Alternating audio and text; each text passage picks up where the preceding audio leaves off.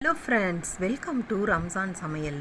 புதுசாக தோசை சுடுறவங்களாக இருந்தாலும் சில சமயங்களில் நமக்கு பார்த்திங்கன்னா தோசை நடுவில் ஓட்டையாகவும் ஓரங்கள் ரவுண்டாக வராமையும் இருக்கும். அந்த மாதிரி வராமல் ரவுண்டாக தோசை சூப்பராக வரதுக்கு 3 டிப்ஸ் இந்த வீடியோவில் நான் கொடுத்துருக்கேங்க. வாங்க வீடியோக்குள்ளே போகலாம். ரம்ஜான் சமையலை சப்ஸ்கிரைப் பண்ணலைன்னா சப்ஸ்கிரைப் பண்ணிக்கோங்க. பக்கத்தில் இருக்கக்கூடிய பெல்லைக்கானை கிளிக் பண்ணிங்கன்னா என்னுடைய வீடியோக்கள் உடனுக்குடனே வரும். தோசைக்கல் நல்லா ஹீட் ஆகிடுச்சுன்னா ஸ்லோ ஃப்ளேமில் வச்சுட்டு அந்த தோசைக்கல் ஹீட்டு அதிகப்படியாக இருந்தாதாங்க நமக்கு தோசை சுட வராது. அந்த நேரம் மீடியம் ஃப்ளேமில் வச்சு தண்ணீர் அதில் தெளித்து அந்த சூடு தணிஞ்ச பிறகு தண்ணீரெல்லாம் தோசைக்கல்ல அப்சர்வ் பண்ணிவிடும். அதன் பிறகு தொடச்சிட்டு தோசை ஊற்றி பாருங்களேன், உங்களுக்கு தோசை சூப்பராக வரும்.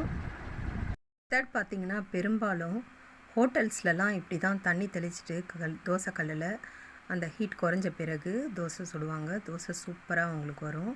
இந்த மெத்தடை ட்ரை பண்ணி பாருங்கள். இது ஃபஸ்ட்டு டிப்பு. ரெண்டாவது டிப்பு என்னன்னு பார்க்கலாம். ஒரு வெங்காயத்தை இந்த மாதிரி 2ஆக கட் பண்ணிவிடுங்க. நீல வாக்கிலையாவது குறுக்கிலையாவது கட் பண்ணிவிட்டு இந்த மாதிரி கத்தியில் சொருகிட்டு லைட்டாக எண்ணெய் தடவிட்டு இந்த மாதிரி தேய்ங்க. பழகினவங்களாக இருந்தால் அப்படியே தேய்க்கலாம். புதுசாக சமைக்கிறவங்களாக இருந்தால் இந்த மாதிரி செஞ்சிங்கன்னா கையில் சூடுபடாது. தண்ணி தட்டும் நீங்கள் இந்த மாதிரி தேய்க்கலாம். சில சமயம் தோசை ஒட்டிக்கிட்டு வரும். அந்த நேரம் எண்ணெயை தொட்டு தடவிட்டு கூட நீங்கள் தோசை சுடலாம். இது 3வது டிப்புங்க. இதை மாதிரி பொருள் கடை வரலனா தோசை கல்லில் தேய்க்கக்கூடிய இந்த பொருள் எல்லாம் சாமான் கடைகள்லையும் கிடைக்குங்க. தோசை கல்லில் நல்லா தேய்ச்சிட்டு அதுக்கப்புறமா தோசை சுட்டு பாருங்கள். தோசை ரொம்பவே சூப்பராக வரும்.